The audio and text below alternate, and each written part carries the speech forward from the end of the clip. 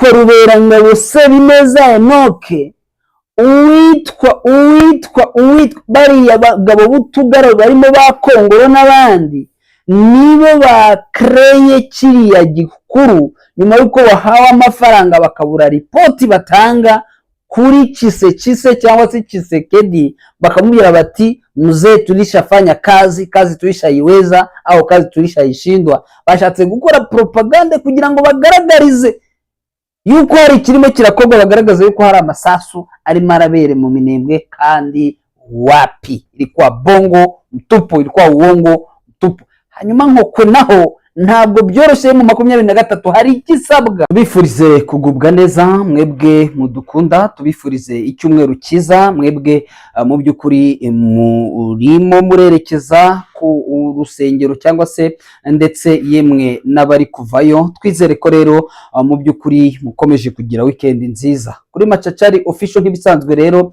na makuru utuzanye muri iki igitondo cyo ku cyumweru tariki ni 7 ukwezi kwa gatandatu 2026. Nanone tugiye kugaruka rero ku makuru ndetse mu by'ukuri akomeje kuvugwa aramutse acicikana hirya no hino. Turaza kugaruka muri teritwari ya Masisi turebe ku bitero byo ku munsi w'ejo byagabwe ahitwa Nkokwe. Pero bya Nkokwe tugire nicyo tubivugaho bitewe nuko M23 mu by'ukuri isa nkaho yamaze kuba idondoza, dukoresha iyo terme kudondoza. Iyi coalition ikaba ikomeje kuba muri biriya bice, bikabigaragara ko harimo harategurwa ndetse n'ibitero bidasanzwe bishobora kongera nanone kuataka access zigiye zitandukanye. Kabone nubwo mu by'ukuri ubuyobozi bwa FC mu 23 bwijeje abaturage yuko iyi coalition itagomba kuzongera kuzamuka, yatangiye kwigeragera. Rero turaje tubigarukeho, ndetse Lawrence Kanyuka nawe yabigarutseho ndetse yamagana ibi bitero, dore ko ari ibisasu byarashwe mu gace ka Nkokwe, ndetse ibi bisasu bikaza guhitana abaturage abandi bagakomereka. Turagaruka kuri iyi mizanjuru. Turaza kuba rero twerekeza nanone ku nzego z'ubuyobozi zashyizweho mu ntara ya Kivu y'Amajyepfo. Hari abagiye batubaza batubwira bati ese mu by'ukuri izi nzego ko ntacyo mwazivuzeho bimeze bite? Turaza kuzikomozaho. Ni nako turi buze kwerekeza muri ho plateau turebe ya propagande yamaze kuba imenyekana ba nyirayo cyangwa se ba nyirabayazana, abazanye ibikuru bigaragaza ko AFC mu 23 natwirwaneho batari guhuza naka na gato. Abangaba rero nabo ngo barimo barikura mu mugozi nyuma yo guhabwa akayabo k'amafaranga, bikaza kurangira rero kakavagarika amafaranga babuze uko bazakajustifia. Ubu ngubu rero bikaba biri kuvugwa ko abangaba bigaragara ko mu by'ukuri bagombye guhimba inkuru zigomba gushimisha coalition, kabone nubwo nta kigeze kiba bitewe n'amakuru dufite turuka hariya hejuru muri iriya misozi. Turabigarukaho. Hari ijwi rya Ephraim Kabasha cyangwa se video ya Ephraim Kabasha ikomeje gucaracara ku mbuga nkoranyambaga. Murabizi ko twe tugenda mu bambere kabisa, inkuru iraza twe tukayivuga tukanayivaho, abandi bakazasigara bayivuga nyuma. Twebwe twaramaze kuba tuvamo. Ni ku munsi w'ejo Ephraim Kabasha ubwo yaganiraga n'abaturage muri axe ya Rumangabo, aravuga ati Beni batu banaisha bandugu zangu, atseme hamwezi ona, seme siye tukefika Beni saa hii ni kelke minute, hamutaongeza sikia tena batu bakukufa saa vile gitsi batu bako nakufa mu Beni. Siye tutamaliza make, siye ni maere, hamutaongeza sikia kitu banaita ADF naro. Iyi rero byakoze ku mutima abaturage bari mu kababaro, bakomeje kwicwa na ADF naru muri Beni, bakomeje kwicwa na ADF naru muri Mambasa muri Ituri, ndetse dore ko ADF naru yamaze kugera muri province ya Chopo. Ndaje nkubwire uko bimeze. Ndakomeza kuri izi ADF ariko kandi ngende kubyo abaturage bakomeje kugenda bagaragaza kuri iyo video ya administrateur territoire wa Rucuro. Yavuze ati twebwe tugeze Beni ADF naru mwatangira kuyumva mu mateka, ati ntimwazongera kuyumva ukundi. Turegereyo iyo bumvise ngo ADF barumiwe n'imyaka n'imyaniko, izi ADF naru zihari zikora ibyo zishaka. Aba rero bavuze bati kuki mutaza kwinzira ari umuharuro. Turabigarukaho mu buryo burambuye, tunagaruka kuri ama operation yagiye atandukanye ari gukorwa n'ubundi n'ibi byihebe. Hanyuma turaza kwerekeza Mwenga turebe nyuma y'itegeko ryatanzwe yuko amabuye y'agaciro atemerewe gucukurwa. Turebe uko situation bimeze, icyo abaturage babivugaho. Turagaruka ku munyamakuru waje gufungwa hano muri Kamituga, n'ubundi ni muri Mwenga, icyo yazize muraza kumenya ibyo ari byo. Hanyuma turababwira byinshi bigiye bitandukanye ku bantu bageze mu 8 barekuwe birumvikana, ndetse n'andi makuru agiye atandukanye ari kuba muri iyi ntara ya Kivu y'Amajyaruguru, Kivu y'Amajyepfo n'ahandi hagiye hatandukanye. Murabizi ko rero twebwe ntabwo dutinda, nkorera subscribe nyamuneka, ni iby'ingenzi cyane kugira ngo n'ubundi ujye ubonera amakuru yacu ku gihe, hanyuma tukuvire imuzi kuri izi update zigezweho. Mutese muri Masisi bimeze bite? Kubera ko ku munsi w'ejo niho hari imirwano muri territoire ya Masisi. Murabizi ko hari ibitero byari coordonné mu minsi yashize, byari bifite comme objectif yo kwigarurira centre minière ya Rubaya cyangwa se cité ya Rubaya. Rubaya ni ikigega cya tantare y'isi, kuko 15% mu by'ukuri yaya mabuye adufasha kuri izi telefone dukoresha, kuri izi computer dukoresha, ku bindi bikoresho bigiye bitandukanye byose ku isi nzima. 15% ituruka hehe? Ituruka hangaha mu burasirazuba bwa Kongo. Iki kigega rero biravugwa ko cyari kigiye, bari bafite objective yo kugira ngo bahafate, nibamara kuhafata ndetse hashowe n'amafaranga adasanzwe, ku buryo kibari kukubwira ko aba mercenaires bari bahari, hari aba mercenaires b'abazungu, ntabwo ari aba mercenaires, hari n'abasirikare bakomotse mu bihugu byo muri Afurika y'Amajyepfo, ndetse mu by'ukuri bamaze iminsi batorezwa mu Burundi. Hari ingabo z'Abarundi, hari ingabo zishinzwe kurinda umutekano w'umukuru w'igihugu cy'u Burundi. Numva ngo nimwumva ngo ni Mutayomba, mukumva ngo ni Kiginyo, mukumva ngo ni Delta, utwo n'udukingirizo tw'abantu bahavuka bo muri Wazalendo. Ariko ubundi coalition yari coalition yiteguye neza, yisetinze neza, haba ku gikoresho ndetse kuri buri kimwe cyose. Akaba ari nayo mpamvu mwabonye imbaraga bari bafite uko zanganaga. Rero nyuma yuko baje gukubitwa bagasubizwa inyuma, navuga ko M23 hari aho yageze, aho yabagejeje irabareka. Isaso ntiryongera kuvuga, ntibongera kubatsaho umuriro, ntibabamanura ngo babajyane yenda byibuze babageze muri Gatoyi. Abona ko ibice byinshi bakibirimo, akaba ari nayo mpamvu bya resultat yabyo cyangwa ingaruka zabyo ari abantu bishwe ku munsi w'ejo mu gace ka Nkokwe, bishwe n'ibi bisasu.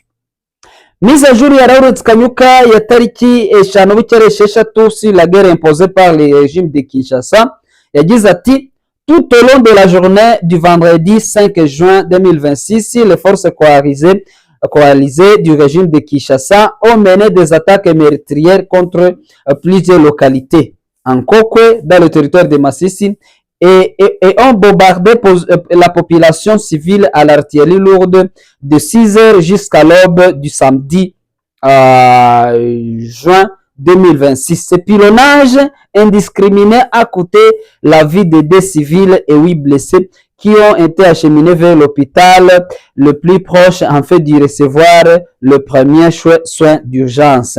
Bakagira bati, le régime de Kinshasa doit mettre un terme à sa campagne permanente de désinformation ainsi qu'à son recours systématique au plagiat de nos communiqués dans une tentative désespérée de dissimuler le crime commis par ses forces au vu et au su de tous. L'M23 réaffirme son engagement en faveur d'une résolution politique au conflit en cours tout en demeurant résolument déterminé à défendre et à protéger les populations civiles pour tous les moyens nécessaires. Ahangaha ni bya bindi n'ubundi benshi bakunze kuvuga ngo ni indirimbo za Kanyuka, ni ya mise en jour. Ariko hari itangazo ryasohotse, turavuga tuti M23 ishobora kuba hari ikigiye gukora. Magingo yanga turacyategereje, ntacyo turabona. Abakuba baramanuwe bagashyirwa hariya muri cyerekezo cya Nkokwe, magingo ya akaba bakora batarabakubita byanya byo seriezima ngo bamanure barenze za Gatoyi. N'ubundi bitero birimo birategurwa, ni ibitero bidasanzwe bigomba kwibasira n'ubundi bino bice mwumvise n'ubundi bari binjiye. Mushobora kumva ejo nanone kuko bari kwitegura pe. Makuru avare atubwira ko ibikoresho birimo birazamurwa, abacancuro bongeye kwiyongera, ingabo z'u Burundi zongeye kuzanwa. Objectif n'ubundi no kongera kuwataka, bakongera bakegerana none Rubaya nkuko mwari mwabibonye uko byari byagenze. So amakuru ahari rero M23 ngewe ndumwe mu batekereza ko nayo itaryamye kuko administrateur gouverneur wa son excellence monsieur le gouverneur wa territoire wa province ya Nord Kivu Bahati Musanga Erasto yabitangaje aravuga ati twebwe objectif dufite tugiye gukubita Haduyi tumumanure tumwerekeze mu Banyanga niturangiza dufunge iko yavuze ubwo yaganiraga n'abaturage bazakinigi n'ahandi ati ntago tuzongera kumwemera yuko yongera gukora ibi bikorwa byo yakoreye muri Ziax. Murabizi nararebye amage muri ama video bagenzi bacu bari hera kuri tele barimo mwana ndake bagiye batugezaho uko abaturage umubyeyi bamutemaguye bakamufata bakamuta muri toilette bagakora ibintu by'ibikorwa by'ubugizi bwa nabi. Ntekereza ko ibyo ngibyo mwabibonye. So rero bongeye baragaruka nkokwe barabahagaba ibitero batera amakopora nayo babwiye ku munsi w'ejo abantu 2 barapfa abandi 8 barakomereka bajyanwa mu bitaro n'ubundi hariya ikibabi kandi ikibabi nabonye ari bitaro nabyo mu by'ukuri bitujuje condition nécessaire zo kuba bakwita kuri zira nkomere z'intambara bene buriya buryo. Igihari rero M23 nyamuneka dukunze kubivuga twatangiye kubivuga dutya tuti kubera iki muryamye imbaraga mwakoresheje mubakura muri biriya bice mukabamanura kabakubitira muri ziriya axe mukabarasamwa aba generale kuki mwabarekeye hariya n'ubundi hafi ko hakiri hafi ko hataraba kure mwabamanuye wenda mugahagararira n'ubundi muri perimetre zari zisanzwe ari izanyu wenda ko ari bwo abaturage bo mu bice byanyu bashobora guhumeka harabura iki. Cyo ni ikibazo mu by'ukuri abakunzi b'intare za Sarame ndetse n'abaturage bahariya natwe dore ko ariho dukomoka tuba tugomba kuba turi kwibaza niki kibura kugira ngo babamanure ku buryo kibatangiye kugenda bicana none abaturage bene buriya buryo kandi mukabona ko isaha ku isaha niba babahaye umuda buri Haduyi yo muhaye umwanya wo kwitegura gukora ibyo ashaka kandi wamaze kumukubita buriya kuki batamufatiranyije buriya bari bamuporomoye bari kumumanura bamucuncubure n'ubundi bamwerekeze muri biriya bice habuze iki n'ubundi ni CCRF ariko twizere ko amagambo yavuzwe na son excellence monsieur le gouverneur n'ubundi ari yagiye gushyirwa mu bikorwa. Iya ça ne va pas byanga bikunze bigomba kubaho nta gikorwa cya muntu kitagira faille cyangwa se kitagira aho bipfira ubwo haraho bipfira kuko ntekereza ko muramutse mwamanutse wenda mugafungirizo za mitimingi nibaza ko hatavugwa ko mwarenze ku gahenge. Cyo kintu ntabwo ngitekereza kuko byari bice byanyu n'ubundi bari baje kubateramo ntabwo iby'agahenge rero byaba birimo. Reka rero tubihanga amaso turindire uko bimeze gusa muri itangazo Lawrence Kanyuka ikindi yavuze ko leta ya Kinshasa ngo katangiye gukoresha amatangazo ya M23 ngo akaba ariyo donc bari gukora ikintu bita plagiat bari guplagia no kurebera kundi ibyo yavuze akaba ari byuza naho ukatangaza kugira ngo no bayobya amahanga bagaragaze ko niba FCM makumyabiri bivuze ngo babombarze nabo bakagenda bagandika ngo M23 ya bombarze bakaba bahindura ko kantu gusa ngo nibyo Kanyuka nabonye yabiyamye abwira ati mureke kujya mukopiya amatangazo yacu ngo abariyo mutangaza mugaragaza ko ari twebwe twabateye kandi isi yose ndetse n'abaturage bareba ibyo murimo murakora. Ngayo nguko rero nuko nguko situation ikomeje kwitwara muri Masisi. Navuga ko uretse ibyo ngibyo nta bindi bidasanzwe turabona gusa narababwiye nti inkuru z'urugamba tubagezaho bigusaba kuba update bigusaba kuba mu by'ukuri ku murongo igihe cyose ntiyagira inkuru gucika. Ubu ngubu nshobora kuza kuva mu kiganiro ibintu byahindutse n'ubundi nkongera nkagaruka nkababwira nti nji kitararanyije bitewe na situation y'ahantu runaka. Niyo mpamvu izi nkuru zirasaza ndetse zikanashyingurwa niko bimeze. Twebwe iyo wacitswe n'inkuru yacu buriya hari igihe uba wacitswe utagomba kumenya uko situation ziba zimeze. Hanyuma reka duse n'abavuyeyo duhite twigarukira gatoya tugaruke ahangaha muri teritwari ya Rucuro. Ku munsi w'ejo bundi nibwo mwagiye mwumva operation zagiye zikorwa twagiye tunazigarukaho tubabwira abafashwe tubabwira biripotinze tubabwira na sensibilisation zikomeje gukorwa na Colonel Kazarama ndetse n'abandi bagiye batandukanye mu guhamagarira iriya mitwe ya za Nyatura zishe mu mashyamba ndetse na FDLR se kuzihamagarira zo ni abagezi bana yo ntago babahamagara ubwo bo bagira batya iyo babonye operation zakomeye cyane cyane muri Binza hari ahantu bacomokera bakambuka bakajya Uganda, bakaba ari Uganda igihe gito, ikindi gihe kikazongera bakiyemfilitra bakambuka, nuko nguko babikora. So rero ubwo uyu Ephraim Kabasha administrateur wa territoire ya Rucuro ubwo yaganiraga n'abaturage yakoresheje imvugo ivuga iti mw'abantu mwe twebwe nka M23 turimo turarwana na FDLR ubungubu, atariko nituramuka tufite gahunda yo kujya gutabara abaturage bo muri Beni bari kwicwa buri munsi, ati nituramuka tugiyeyo ati hehe no kongera kumva ubwicanye bwa ADF naro. Aya ni amagambo ku baturage amaze iminsi bicwa chaque jour, ntabwo hajya apfa abantu bari mu ED10 kandi mu buryo budasobanutse, ukumva ngo ADF naro yaje irica ngo FRDC ngiraho hafi. Abenshi rero bakavuga ko amakuru mfite ngo nuko ADF naro ikorana bya hafi n'abasirikare ba FRDC. Ko bimeze, reka nze mbabwire mbasomere iyi nkuru ya nyayo igaragaza ukuntu izi massacre ziri kubera muri Beni ndetse no muri Ituri FRDC izihisha inyuma. Abaturage baragira bati ndetse na société civile ati ce sont les militaires FRDC qui ont massacré la population civile en Mbao dans le quartier se trouvant à Beni sur ordre de 3 ennemis à savoir. Ati ni ingabo za FRDC zagize uruhari mu bwicanyi bwakozwe bwakorewe abaturage ahangaha muri Mbao. Ni société civile n'abaturage. Ati cyambere ati biturutse ku banzi batatu dufite ahanga badahindurwa na rimwe. Uwa mbere General Muhindo Akili Mundos, atuwe n'uwa mbere mu bagira uruhari cyane ndetse mu bakolabora cyane bya hafi na ADF naro. Uwa kabiri General Ndurusha Icyarigonza Nduru Cyarigonza ni chef d'état major ushinzwe renseignement, atuwe nawe ati afite uruhare.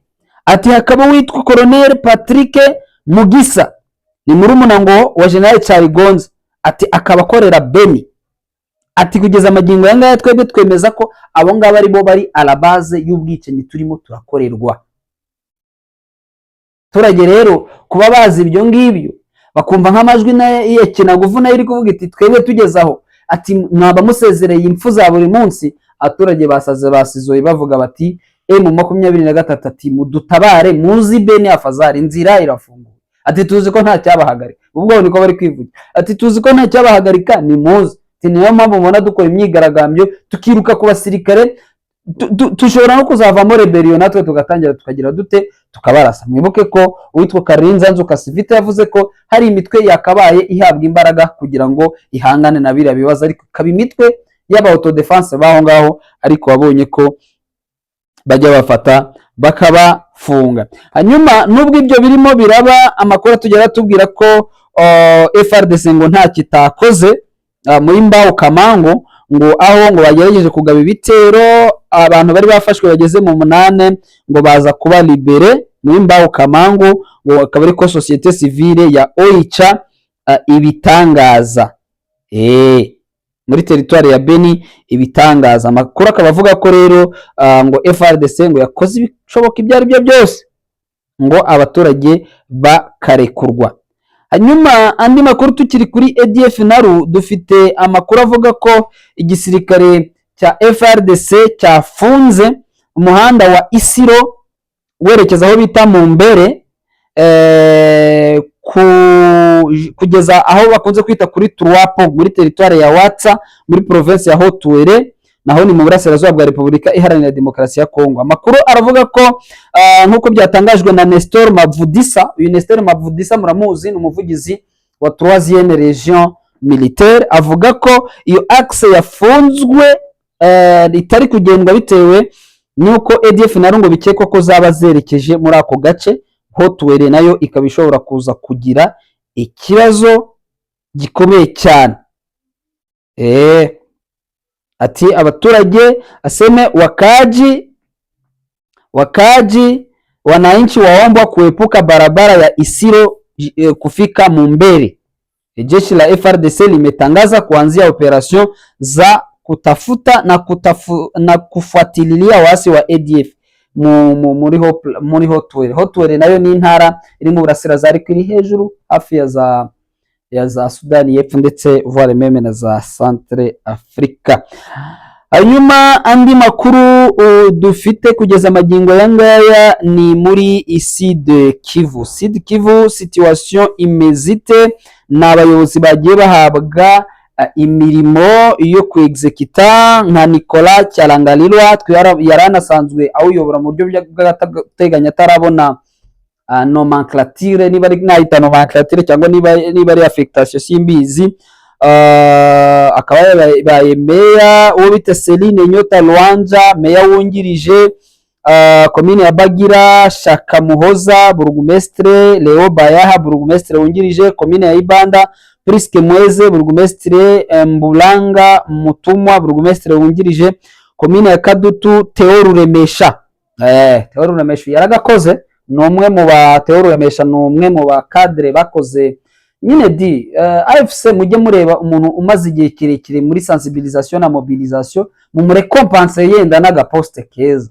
Uko araho njya numva bitajya bigenda ukuntu ugasanga abantu barakoze biyuhisha icyuya, ari ugasanga saziye aho ngaho muri mobilisation.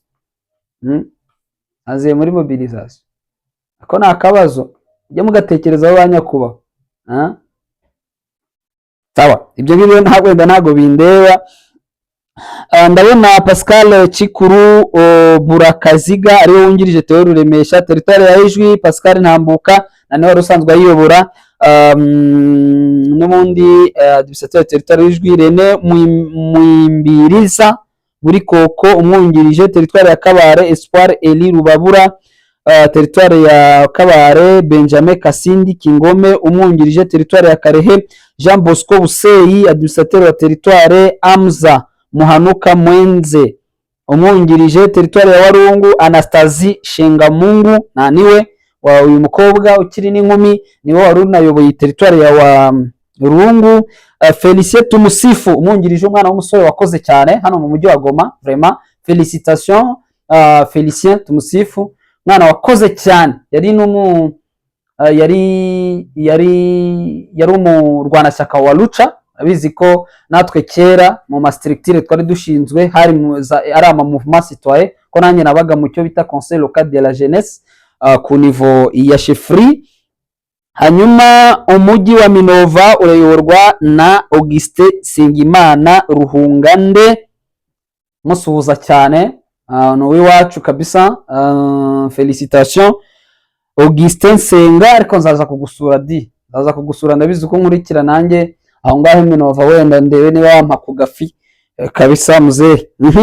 Ngayo nguko rero nuko nguko affectation zimeze. Bari banasanzwe abenshi bari mu myanya yabo, habonetseho ikintu cyo nshobora kwita amashangement make nuko nguko bimeze. Hanyuma andi makuru wenda dushobora gusorezaho, ndabona umunyamakuru wa radio communautaire Nyasa FM ya Kamituga yafashwe arafungwa. Ituri protection please alerte cette nuit incursion de ADF. ADF zongeye kwinjira mu gace ko bita Mukwangi, ni muri Mambasa, ku muhanda wa Mambasa ujya Komanda, route nationale nimero ya 4. Iyi nayo ni inkuru ndibuze kugarukaho, murumva ko ari uko nguko bimeze. Hanyuma reka ngaruke ku nkuru benshi mwagiye mubona twagiye tugaruka kuva ku munsi w'ejo. Ni inkuru yo mu Minembwe, ni inkuru igaragaza mu by'ukuri ngo ikikamo hagati ya MRD Twirwaneho na M23. Izi nkuru twarabwiye tuti twagana n'abiminembwe, baratubwira bati ibyo bintu ntitunabizi.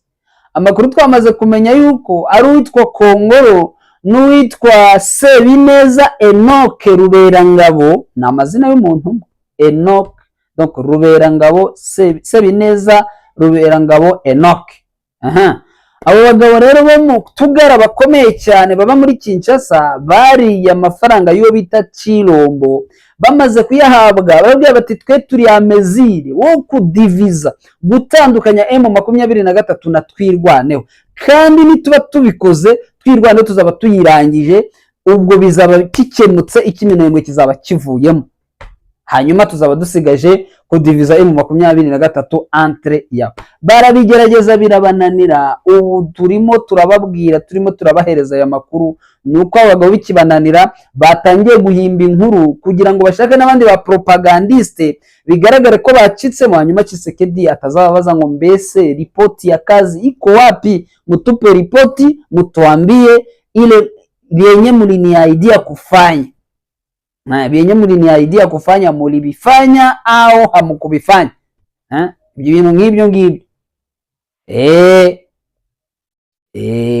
amafaranga y'abandi murayaruka, nuko bimeze. Ariko hejuru iminembwe ni sawa, amakuru n'umweru, nta kibazo gihari, bameze M23 na MRDP twirwaneho bari ini, kandi bari na indivisible, kuko bari indivisible pourquoi, kubera ko umwanzi bafite n'umwe wenyine kandi barwanira uburenganzira bwabo. Sinzi rero ukuntu batandukana batese bafite ikibazo gisa.